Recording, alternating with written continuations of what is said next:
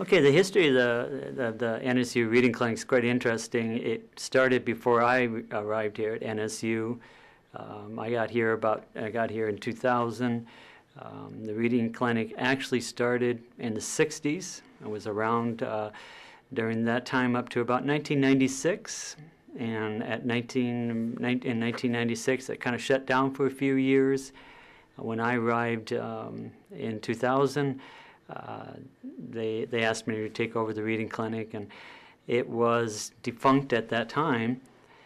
So we started off with not a lot of material. The material we did have was very outdated, and I was asked to get it up and going. And the thing that we changed is we had all the NSU reading majors, education majors, they had to start taking the Reading Clinic and tutor a child. So what it does is allows them to work with the child and do an on-campus field experience with a supervisor, Reading Clinic or a reading specialist to supervise them, provide feedback, guidance, etc. So the uniqueness of it is that we use it with undergraduates.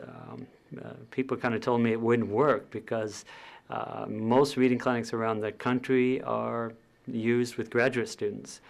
But we decided that we don't have graduate students in our program, in a reading program, so we started to use undergraduates. And the reason it works well is because they have to do scripted lesson plans.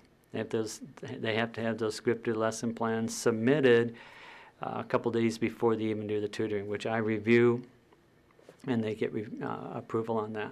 So the history of the Reading Clinic started about 2000. We're now up to 2013. We've moved around a couple buildings. We're located now in our library on the second floor. We were able to buy and purchase some cubicles, tables, and lots of books that go along with the Reading Clinic. When we first started, it was kind of hard to getting the word out, let parents know that we're here, and that we did allow students or encourage students to come onto campus to receive one-to-one tutoring. I even remember we were short children first couple semesters. I had to recruit my own children to come and be a part of the Reading Clinic. I'd have them pretend to not read well.